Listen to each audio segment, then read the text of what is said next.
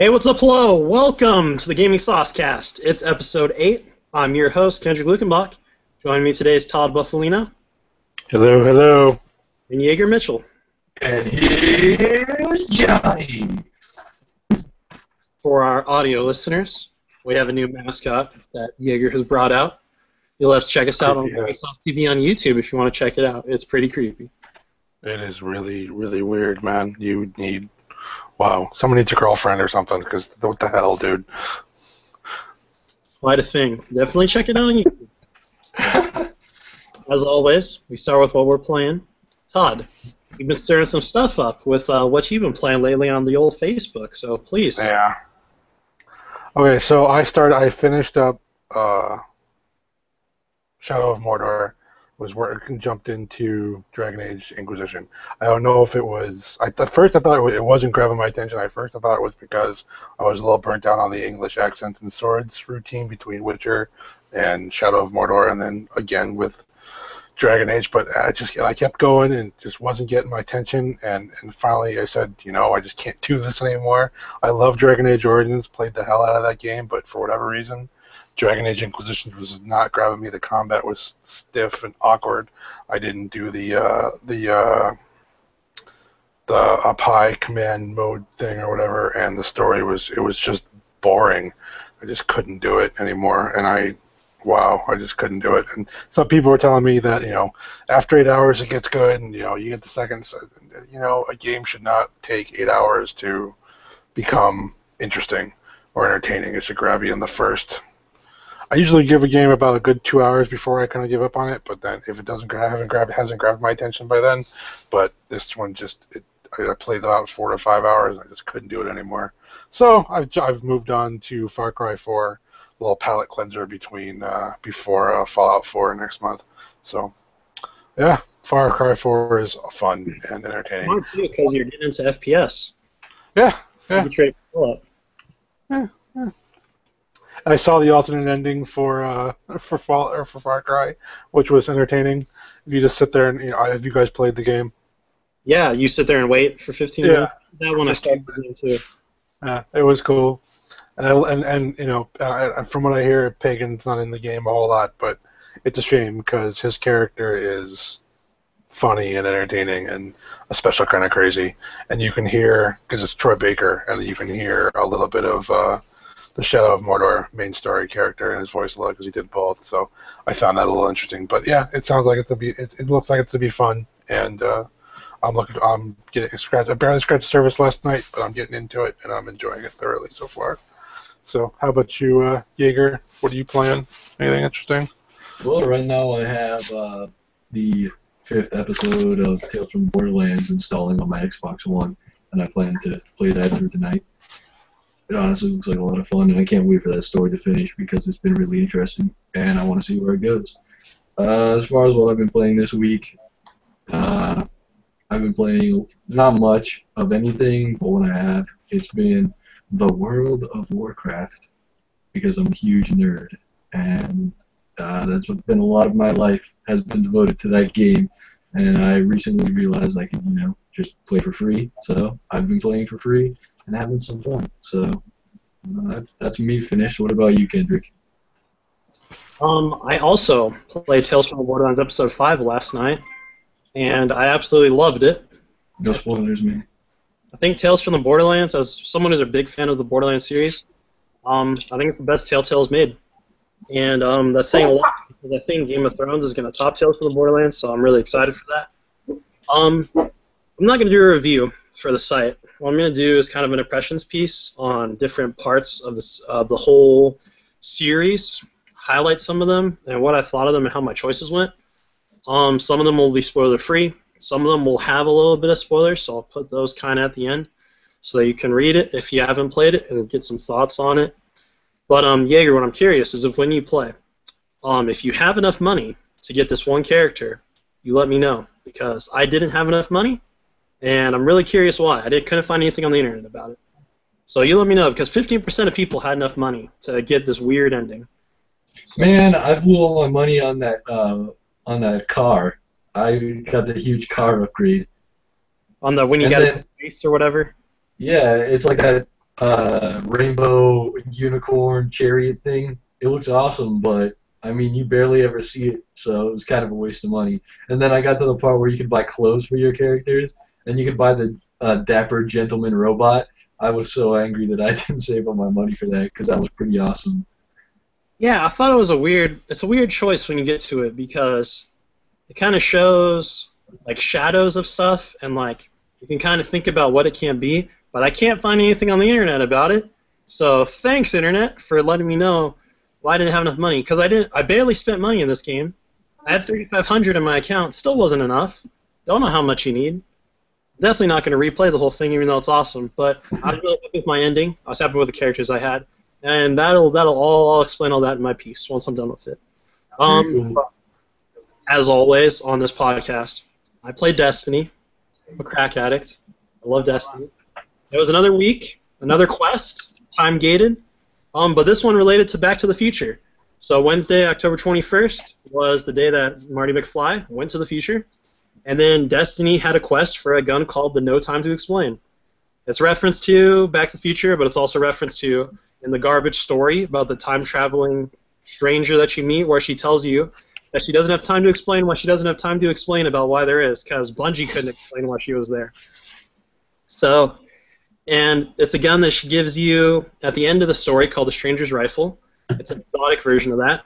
And it was such a cool quest. You have to declare to a different guild. I'm declared to Dead Orbit for life, declared to the Future War Cult.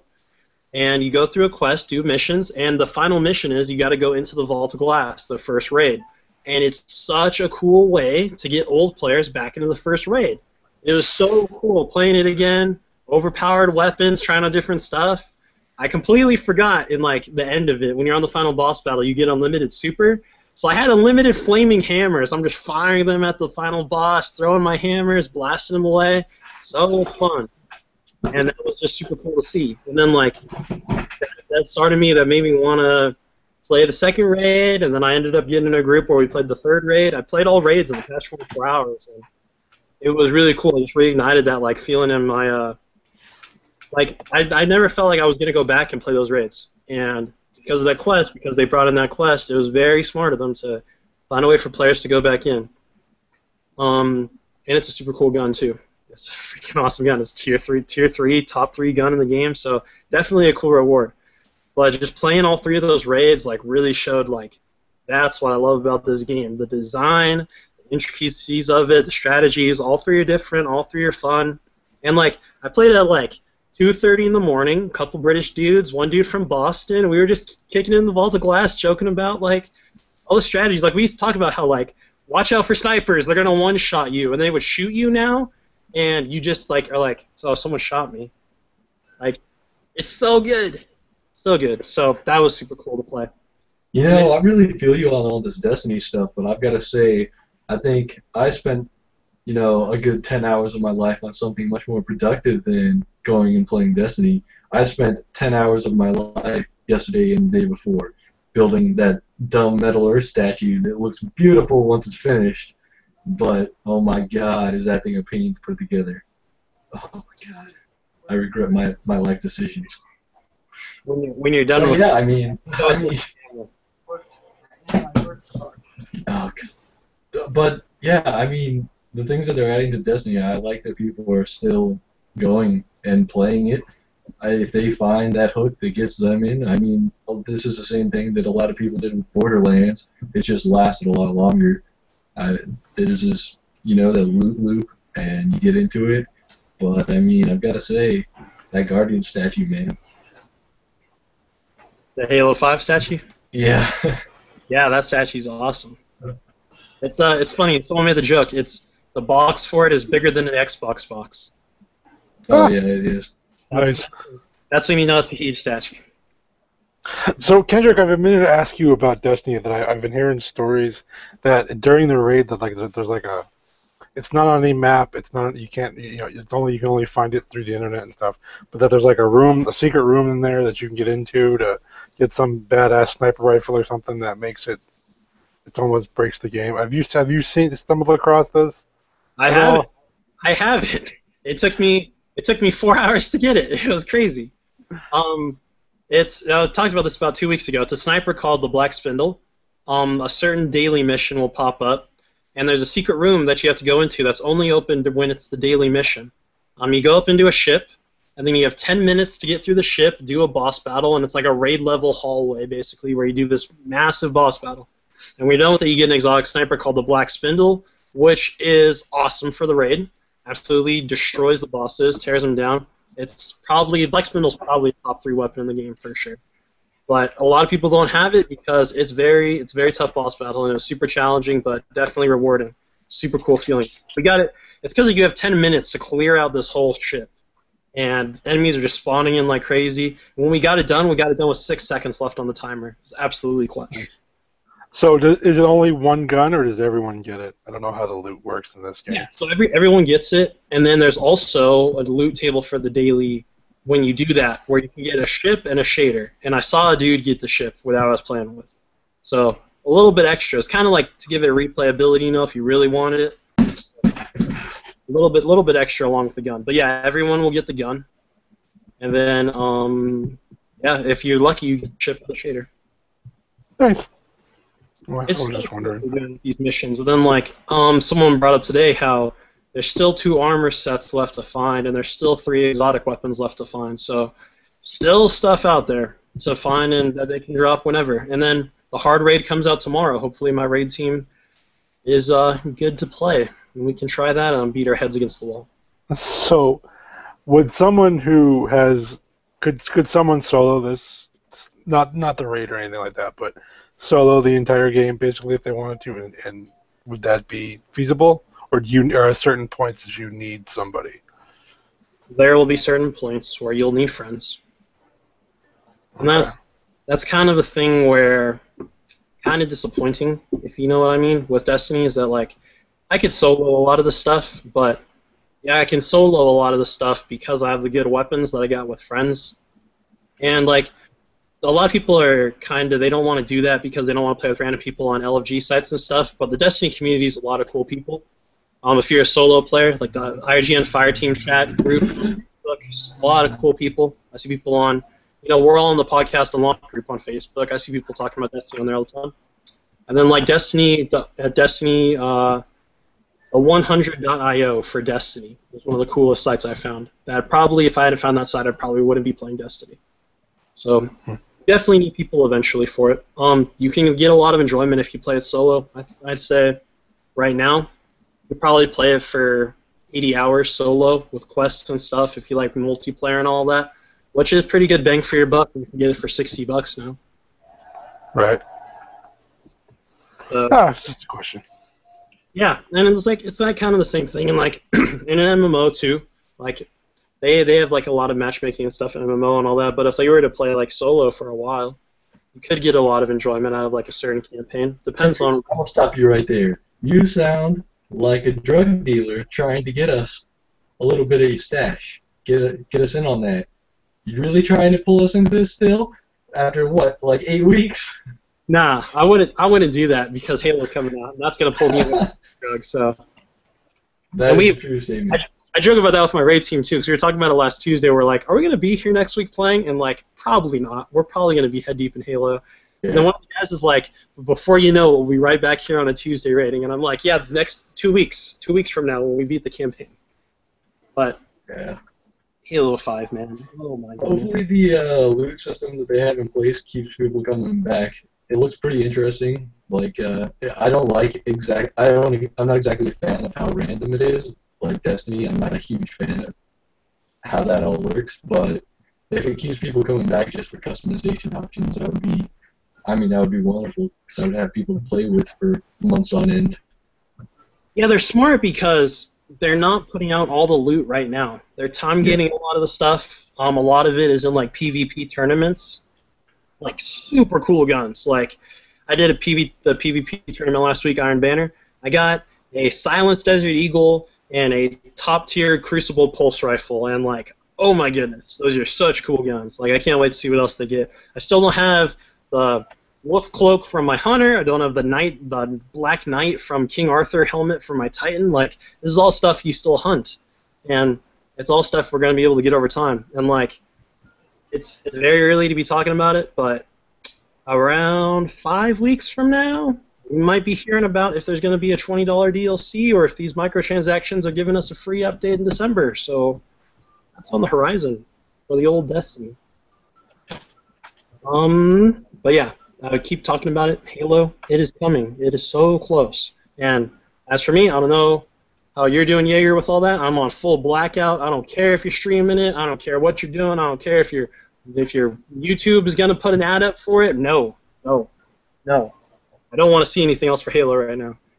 Like, GameSpot put up a 13-minute video of what's good and bad in the Halo 5 campaign. No one's played it. Why would you put this up a week early? Y'all crazy. Because they're GameSpot and they got it a week early. Yeah, but like, man, I don't know who is like crazy about the campaign, wanting to get in depth in this, and then you listen to that. Like, what if they played it and they were like, here's what I don't like about the campaign. I don't like Chief's companions. They're boring. I don't want to know that. I don't want to know that they're boring. I want to figure that out for myself. Hey, spoiler alert, they're boring. I have no idea if they're actually boring. If they're anything like the books, they will not be boring. But they could screw it up. It's possible. Yeah, I think they're all going to be great. And one thing I can't wait for is I can't wait to see Nathan Fillion as Buck, because Nathan Fillion at Cade 6 in Destiny was the best player in that campaign. So if he's cool as Buck, I want to do a Cade 6 versus Buck piece for the site. So hopefully Buck is awesome. Because Buck is already awesome. I expect Locke to be full on, like, so serious and so in depth, and Buck's just like, come on, bro. Like, I don't know. Locke doesn't look too serious to me. He's got these weird buggy eyes that are pointing different directions. Yeah, we'll see. I like that new voice actor for him. I saw someone talking about that, how the Mike Coulter left because he's got the new guy. But the new voice actor, I think, is way better than Mike Coulter's voice. Yeah, I have nothing against Mike Coulter, but I didn't really like his delivery on a lot of it. It was really flat, which I think was kind of what they were going for, like a really flat military voice. If you listen to the Halo 2 terminals and the dubbing he did in that, it was just kind of like a really sterile reading of mission reports, and there was no, even though the content of it could have had personality put into it, I don't know if it's him, because he's actually a pretty good actor. I've seen some of his other work, or the direction he was given, but the new guy, while still having a super similar voice and fitting the character just right and fitting that face and Mike Coulter put onto the character just right, I think he has a lot better tonality to the things he says, and he has much better inflection. You want to know what's crazy right now is this Lexus commercial's on my TV, and there was a drum beat going on it, and I started hearing the Halo theme in my head. So that's how much I'm tripping right now. I just heard a little drum beat, and I was like, here we go. Here we begin. Halo's back, baby. Oh my gosh. It's so good. I can't wait. 3 years, man. 3 years without a campaign. Like, that's crazy. It's been that long? Was it 2012 that Halo 4 came out? It was. It was 3 years ago. Holy shit. Yeah. I admire Microsoft's restraint. Yeah, and before that was 2007, 2009, 2011, and 2012. So that's a huge break from Halo. Yeah. Wow. That's impressive. So that gets us right into the news. The top news story of the week, because it's such a slow news week. If you have Halo 5 pre-downloaded from before September 21st, and your console is not instant on, you can go to your settings, or no, go to your My Games and Apps, and then go to the data settings for it to see how much gigabytes are installed, and I think it's 41 gigabytes. You have 41 gigabytes installed, you're good with your download. If you have less than that, then you have to re-download it. And while a lot of people are giving them a lot of heat because they've kind of changed the data for it and all that, and I understand that with like patches and stuff. And then a lot of people are also saying oh, it's hard to get to it to pre-download. I think if you're downloading the game, your internet connection's fine. I guess the main thing that this brings up that I want to ask is, are we still not ready for the digital downloading feature? because I believe in it. I think the digital downloading is going to be the way to go. But are we still not there yet when like problems like this arise? I don't think it's on the on the developers or the publishers side. I think it's on the bandwidth in this country, or how broadband is set or around, and it's just not. The infrastructure isn't there yet for it, and there are some countries that don't even have internet on a regular basis. So, it's just got to be. It's got to be a slow burn, and then until the infrastructure of the broadband gets better, at least in the U.S. and worldwide, it's going to be a while before digital only stuff takes hold. Plus, there are still a lot of people out there that love having that physical game in their hand. I don't know about you, but I have a small ritual I do when it comes to doing new games and stuff like that. So there's just something about having that cold hard disk in your hand and knowing that I can as long as I've got electricity I can play my game, and you can't necessarily say that about digital stuff. Sometimes it needs to be you at least need to have a connection just to be able to play it, and that may not be online, but just so there are certain games like that. Like if you lost internet, Kendrick, could you play Destiny right now? Or would it be worth it? Yeah, exactly. So, it's just I think we'll get there eventually. It's just gonna take longer than the devs and publishers want it to take. Yeah, I think the fortunate thing about this Halo 5 preload problem is that as long as you turned off your console and didn't just sit there waiting for it to download the entire time and watched it physically fill up, it didn't actually use that data. It just downloaded the kernel and then stopped downloading the rest of the game. So, like, if you have a data cap or something like that, it's not going to max you out if you have to re-download it because it didn't download in the first place. So, it's kind of a... I know a lot of people waited thinking it was downloading, and unfortunately it didn't download, but ultimately it's just kind of a minor setback, especially when they've put it up for preload so early that it doesn't really matter. I mean, you're not going to be able to play it yesterday anyways. You're still going to have to wait until Tuesday, even if it didn't download completely. Yeah, and that's the other thing. I think this is such a... well, I mean, you alluded to it earlier, Kendrick. It's news because there's nothing else to report. If this had happened, if this had happened launch day, that's something a bit bigger. But because if it does happen launch day, that's right. A huge problem. But at this point, the game's not even released yet. People have to re-download something that's not necessarily the end of the world. At least in this point in the. Before the game is even launched. Yeah, like I just want to say, like this is the first of the big fall releases, this and Assassin's Creed. And if this game, Halo 5, a big multiplayer infrastructure, if it doesn't work and everyone is talking shit about it, then when Battlefront doesn't work or if Black Ops 3 has problems, I don't want to hear anything from you. Straight up. Because people are going to be swirling on this, how Master Chief Collection had problems, and I thought the Halo 5 beta ran great. I expect a lot of good things from this. Yeah. The big thing in matchmaking in Master Chief Collection was that it was running 4 games. Like, it was having really, really chugging, trying to pull maps from that. It was taking a long time. And they eventually got it underhandled, but that was a big undertaking that they did with that game. And I think Halo 5 is going to be better. It's going to be a better matchmaking system.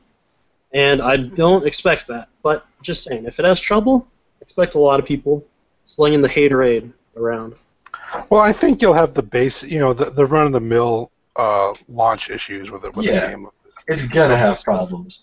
Yeah, you're gonna run into the stuff of people not being able to get on because everyone's gonna be trying to get on, or download times are gonna take forever, or whatever. But I think if it has the issues that the Master Chief Collection had, then people will lose their shit. But if it has basic, online stuff issues that happen with just about every online or multiplayer focused game that is released these days. I mean, GTA Online was a disaster. They couldn't get that thing to work properly for a few days, and then it cooled off and stuff like that. So it's just going to take you're gonna have the run-of-the-mill problems. But I think if anything major, like matchmaking doesn't work, or you're crashing every 2 minutes, or whatever the hell it is, so something huge is gonna have to take for people to lose their minds, as opposed to, well, it just launched. It's gonna take a couple of days for the servers to catch up to the load and stuff like that, because that's just always going to happen. I think Halo 4 had the same problems.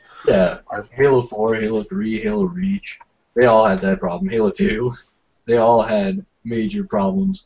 But the thing was, is they eventually subsided within, a week, which is, what Master Chief Collection did not do. It's still having problems to this day, and not insignificant problems. So I think as long as it subsides quickly, I'll be happy.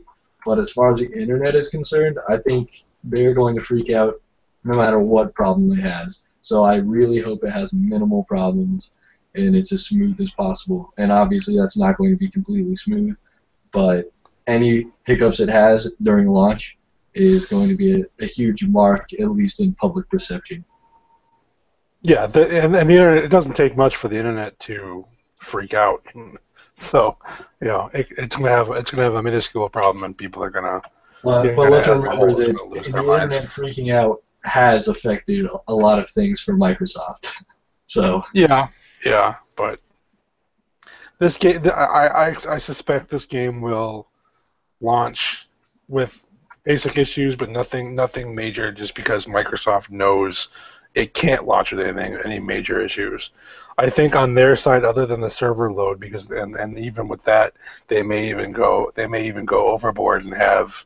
At least that's what I would do if I was in Microsoft's position. This game has to launch perfectly, so let's spin up as many servers as we think we may need, and let's spin up a few more, just because all 500,000 servers for Halo 5 right now. Exactly, just get them all there so people can't have the issues that they think they're going to have. So, it's if this, like I said, with the Master Chief Collection, I played it, and I played it for different reasons in the multiplayer. I think it's gonna. I want to say that game may have been maybe a little bit rushed, because people may have thought that they have the basics down, so they can just kind of slap all this stuff together and just get it out there to subside the Halo super fans and get them to be quiet till Halo 5 is ready. So I think that may have been a lot of the problems between the Master Chief Collection and this game is going to be. I don't think there's going to be any problem with this game at all when it comes out. It's going to be huge. Yeah, exactly. It's Halo 5. It's the first number. It's the first numbered Halo in about for a few years. It's Bungie's it's 343's real first crack at a proper Halo game. I think they made Halo 4, but I don't know how much Bungie was really involved in that development. So Zero. Well, I mean, yeah, it was very, very small. Bungie had a lot more influence in Combat Evolved Anniversary. Yeah, anyway, I think Halo 4 was their first big story attempt. Yeah. And I personally, from just a story aspect, from beginning to finish, I think Halo 4 is the best overall story. Yeah, I would agree. On gameplay moments and all that, I have a lot of frustration with the gigantic elephant wraith tank level. That jungle level was kind of weird at some points, defending the soldiers. But as a story of a chief humanizing this character, this nameless protagonist, faceless protagonist, I should say, so cool. So much dialogue from him. And they're just going to bring it on more. They're going to bring out a true foil, a true antagonist that we haven't had since the Arbiter vs. Chief in Halo 2. And when I was in middle school, man, Chief vs. Arbiter, oh man, we threw down on the jungle gym talking about Chief or Arbiter, who was cooler. And, oh my gosh, I freaking hate Locke so much. I despise this dude. All the marketing machine and all that, you got me. I hate this dude. I want to take a magnum right to his head. Chief, I want to take him down. Chief's the man all day. But maybe they're going to show us why Locke is actually a cool dude. Maybe we're going to think that Chief and Locke are actually really cool guys. And that's what they're going to bring to Halo 6. I expect a lot from them. We will see, but it's going to be so cool. At the end of Halo 6, they hug it out and everything's all fine. They go get a coffee together. Everything's beautiful. At the end of Halo 6, with a walking full-size Cortana. I'll go get a coffee. Yeah, everything's fine. Mass cheese forgiven. All's right with the world. I'm hyped. I'm pre-downloading it on Saturday. Just get that download out of the way. 9 o'clock Pacific, I'll be ready to go. 7 o'clock, I'm going to sit down, listen to that Hunt the Truth. I'm like 3 episodes behind. Catch up on that. Get my little Halo bug going. Let's get it done. I have made a promise to myself that I will not play the campaign until I have completed the animated series. I don't know why I've set this goal for myself. It sounds like torture, but I'm going to do it. For Fall of Reach? Yeah, I'm absolutely crazy about watching that, and I want to know how it turns out, and I'm afraid if I watch it afterwards, I'm going to just be completely underwhelmed by, how unimpressive it is compared to the Halo 5 campaign, because I imagine that's going to be a great epic. But then you had this little story about the creation of the Spartan program, and I feel like that's going to be trampled under something as huge as Halo 5. So it's my goal to watch it first. And it really sucks that actually doesn't release until the same day as the game. So that's kind of a weird thing to do, but that was a decision.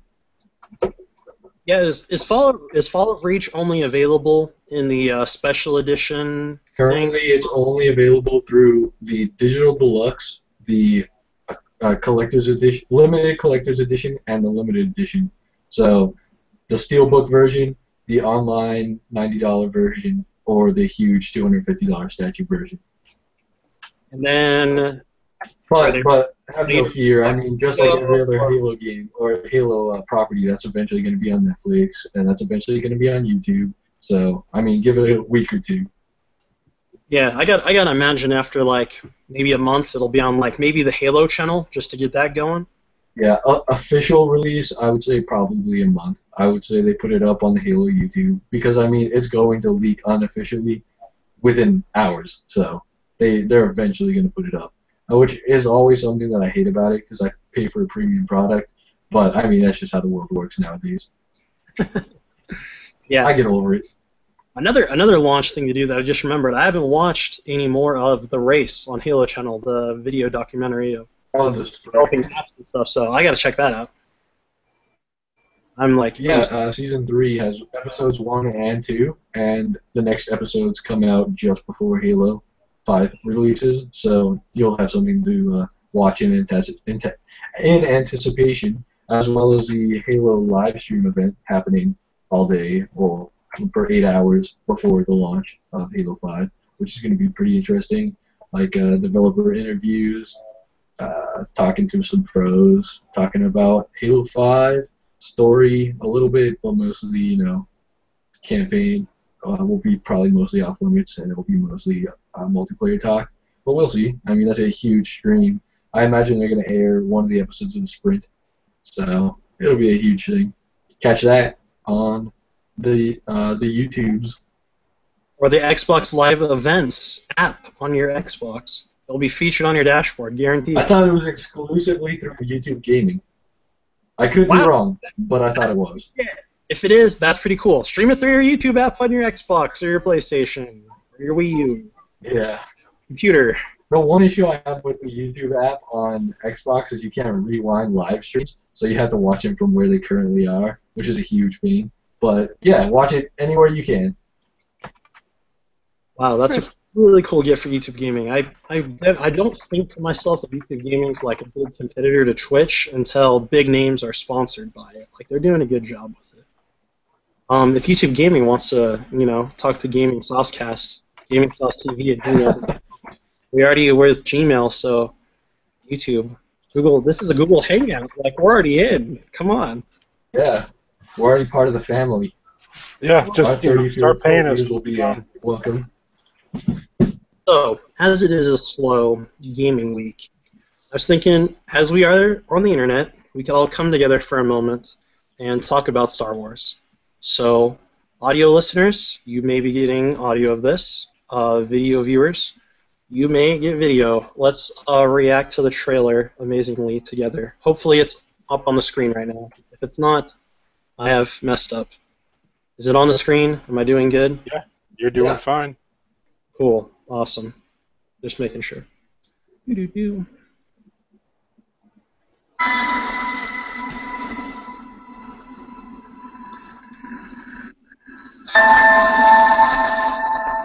Who are you?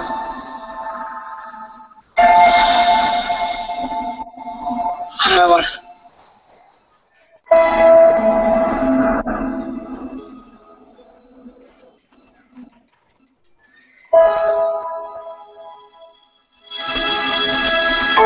I was raised to do one thing. I've got nothing to fight for.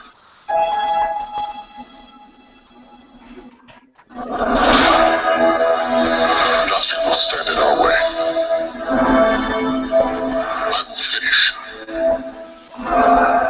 what you started.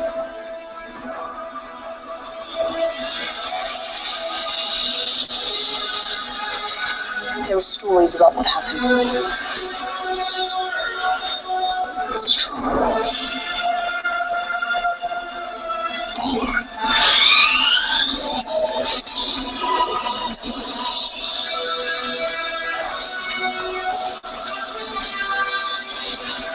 The dark side. The Jedi.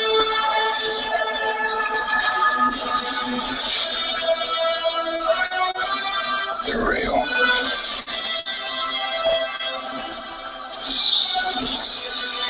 The Force. It's calling to you.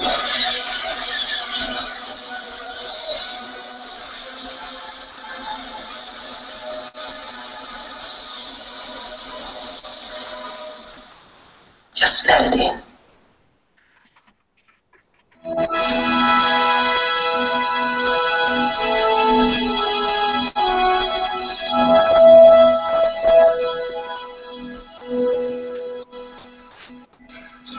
Alright, so that was the new Star Wars trailer, and it's freaking amazing. It's so good. And let's talk about it for a minute. How are we feeling? How's everyone feeling about the trailer? I will be going to see that movie immediately. If I could find a print of it now, I'd go find it. I'd watch it. I cannot wait for this Star Wars movie at all. We will be there, midnight showing, guaranteed. I'll be watching it about a week after it comes out. It looks great. Can't wait. A week? Why are you waiting a week? You gotta wait till the crowds die down, man. Screw that. You experience it with the people. Yeah, I that's didn't even see the Avengers day one. I didn't even see the Ant-Man or the second Avengers day one. Of course, man. Of course. I'm gonna wait. Come on. No. You need to experience it with the nerds. With the nerds of the world, unite for this. Okay, I have a confession to make. The biggest problem I have with this whole situation is that I'm not the biggest Star Wars fan. Okay, you're fired. Get off this podcast right now. I don't think you have the authority to do that. I'm taking the authority to do that. You are done. Creepy head. Take your creepy head and go Okay, home. let me let me be clear.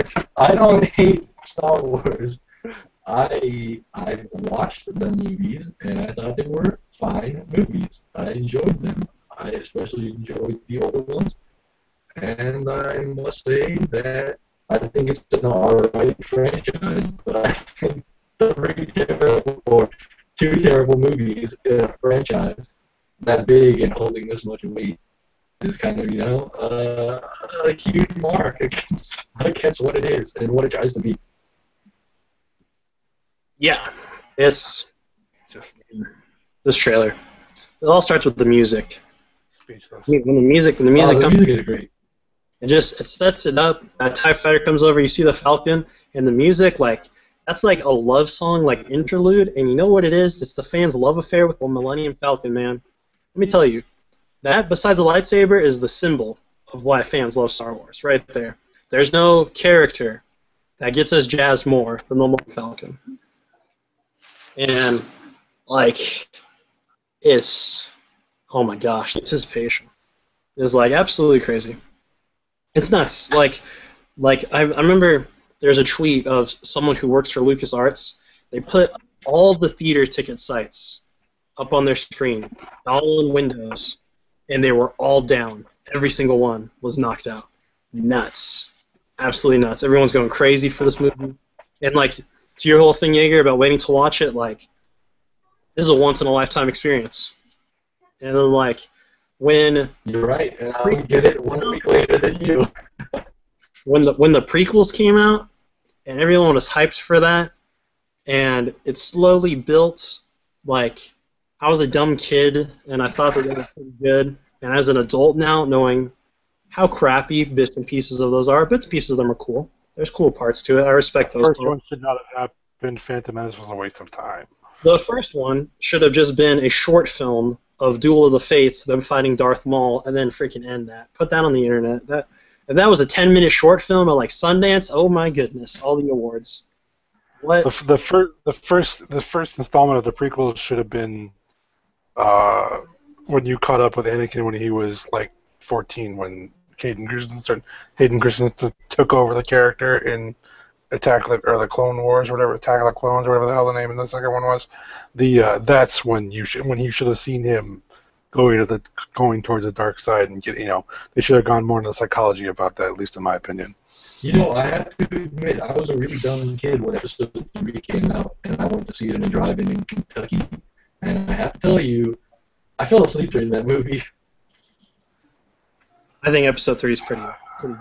Episode 3 is pretty good, but just like, Jaeger and it doesn't matter if it's original. I'm just being upfront with you. just okay. You don't even deserve your tickets. Just give them up now. Oh, I don't have them, buddy. I'm getting them. I'm gonna walk in, get a nice matinee at 11 o'clock a.m. The Monday morning matinee. Go watch something. Dude, yeah, exactly. I can get it for like $7. Put your feet up. $6 ticket. Exactly, dude. Well, I'm not gonna get a $6 ticket in the tourist central of America, but I will get a pretty decent price on the ticket. I'll be honest with you.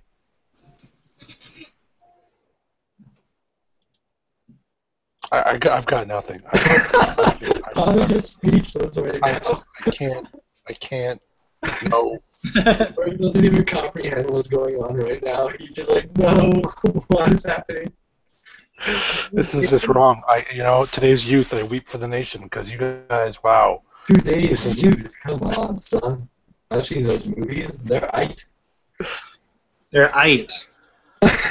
Oh. Empire Strikes Back, the greatest movie of all time. Throw that down. That was a good movie. What a triumph. I remember I took a film class in college, and the teacher went around, asked people what their favorite movie of all time was. Some girl said The Labyrinth or something with David Bowie. Like, I don't know. That's a great movie. It's a great movie, but I don't know about the best movie of all time. No, it's not, but it's a great movie. Yes, he asked me, 10th row, right in the middle, in between all these people. He's like, what's your favorite movie of all time? I said, Empire Strikes Back. And he looks at me and he goes, the final movie we're going to watch in this class is Empire Strikes Back, because it is the greatest movie of all time. And I was like, man, throw down the hammer. You're a badass. Straight up, that guy. Did you get an A in the class? San Diego State University, Bob Jordan, that guy. What a G. He had a Revenge of the Jedi poster, mint, framed. Oh, man. Dope. Nice. Yes, I did get an A in that class. I wrote we watched Fellowship of the Ring in that class, and I wrote a nice thesis about the storytelling in that film and how it relates to music and scenes, and I got 103% on it.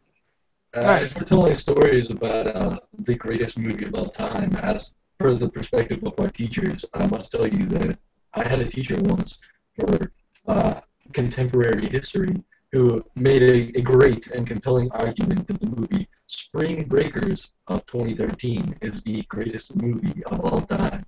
And I was honestly convinced by the end of his argument.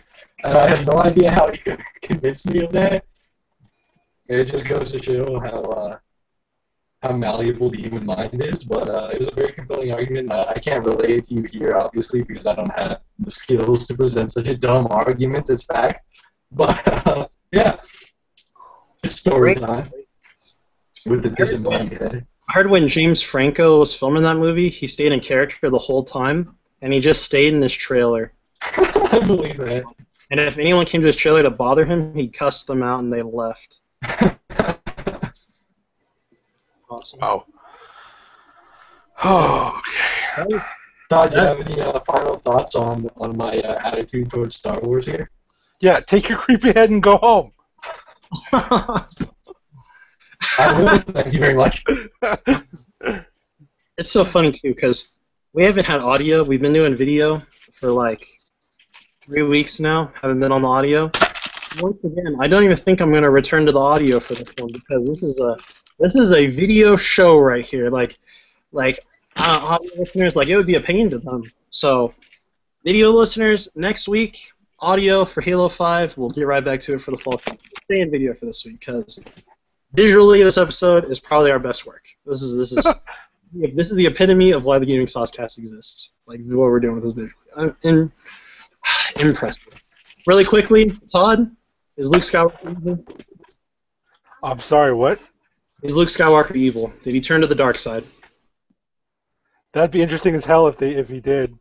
That would be cool if they decide to do that. That would be awesome. I don't think they will. Like, what if at the end of this they made us think Luke turned to the dark side and then left us hanging for 2 years until Episode 8, where he reveals to us in the first 5 minutes he's a Jedi Master and he's been training and all that, and we don't know it. We just think to ourselves for 2 years, Luke is evil. What does it mean? Well, of course they're gonna do that. I mean, if they don't, even if it's not a fake out, they're gonna make him evil or seem to be evil. That's just what's going to happen, especially at the end of a movie like this. It's the first in the trilogy.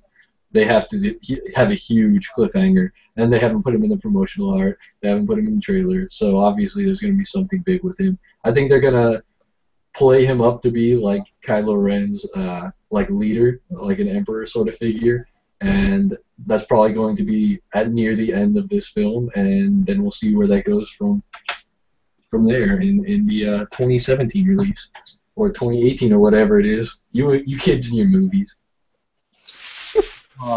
It's just, I think that would be very cool if they did that, and I think it would be. I think George Lucas would pop a blood vessel, and that'd be just as funny too. So. Well, I watched a video today from an old independent film channel show where this video, they had a roundtable of Kevin Smith, Mark Hamill, J.J. Abrams, and Stan Lee, and then a random dude who was Dave and Alvin and the Chipmunks. He's just sitting there. And they sat at a round table and talked about film and stuff. And Luke Skywalker talked about how he told George Lucas that he wanted Luke to be evil at the beginning of Return of the Jedi. And that like scene they filmed the cut out of it. And George was like, no, that's not what we're doing. That's not the story we're meant to tell. You can't turn to the dark side. And he's like, it's tempting. Like, it's a tempting way for my character to go. So maybe after playing the Joker all these years, like a lot of people underestimate too Mark Hamill's voice work. Like Mark Hamill could easily disguise himself as an alien throughout this entire film.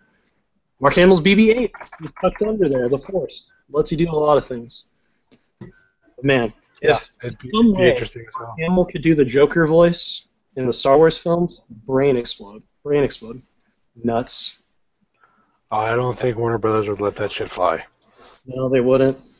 They let him do the Joker voice to play the trickster on Flash, and that was pretty amazing. So they also let him play the amazing character of Dusk Gedavine in the wonderful podcast Hunt the Truth Season 2. If you have not listened to it, please listen to it. Yeah, Mark Hamill was a voice actor. Hamill? Yeah. Wow.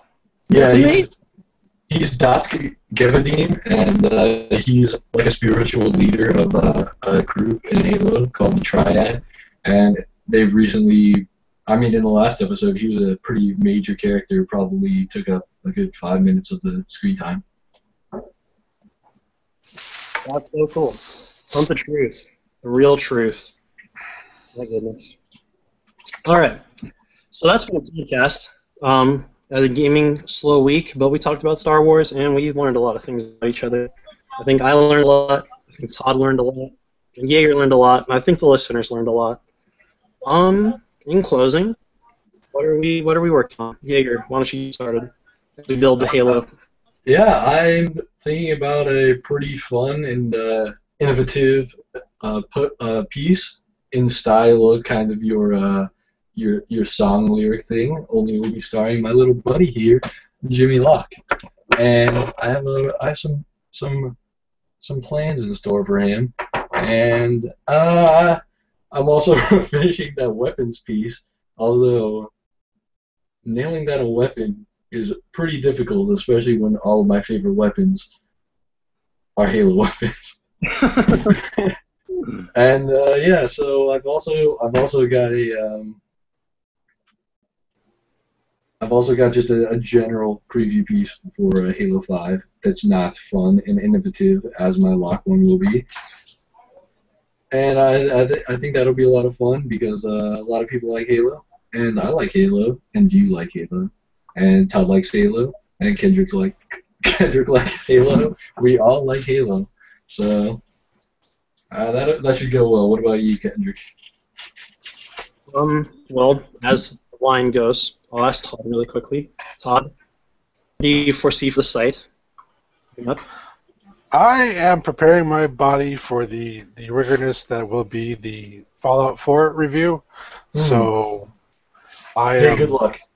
Yeah, mentally preparing myself for that onslaught of awesomeness and amazingness. That would be an accomplishment. I'd love that.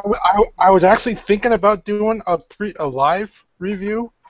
I don't know how I could pull that off, but I will noodle that for a while and see what I can come up with. But yes, that is my plan for the site, to bring the Fallout 4 coverage fast and heavy and treat it like a lover. We're going to go down.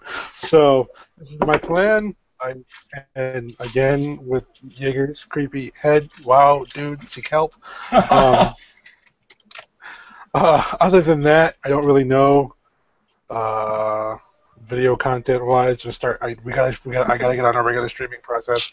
I gotta get a few equipment pieces squared away for myself before I'm able to do that. But as soon as those are buttoned down, the regular streams will happen, and we will grow as a site. Kendrick, what is your plan? Well, hopefully the Tales from the Borderlands piece comes out. I'll be chipping away at that, and that'll be really good. Great game. Just want to send it off right. And then a Halo 5 predictions piece on Monday. Predict some things in the campaign, some wild and crazy nutso stuff. And like, man, this is impossible to be an audio podcast. Like, you're doing things good. It's wow. This is a visual. Yeah. This is the ultimate Xbox exclusive crossover. Jameson Locke and Lara Croft together. I was gonna get Marcus Phoenix in on the action, but he was having some anger issues today. You took away his do-rag? Marcus is over there in the corner. Reloading! Come on! Anya! You think he comes back for Gears 4? Oh yeah, old Marcus Phoenix with the beard, absolutely. Act 2, book that one. Oh my! The best part about Gears 4 is like I hope they watch Star Wars and they're like, this is how we need to do it. How Harrison Ford's playing on Solo. This is how Marcus needs to be.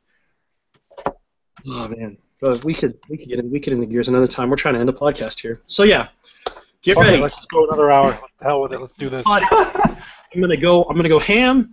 I'm gonna beat it on day one. I'm gonna get that campaign done. We're gonna talk about campaign, things that go down, non-spoilers. It's going down for real. Oh, screw that! We were spoiling the hell out of Halo 5. Cortana is back. Oh my goodness. Yeah, we're doing if you want to play some co-op campaign or some multiplayer, just hit me up and we'll get that going. Warzone, Gaming Sauce Warzone video. Yeah. Let's do it. Let's do it, dude. We'll get a Halo Fire team going. Let's do this. All right, guys. That has been a It's podcast. 4-player co-op. Halo 5 is on the horizon. Prepare your bodies, minds, and souls. We are going to, once again, we're going to finish the fight. We're just going to keep the fight going. Get it done. Halo. Leave.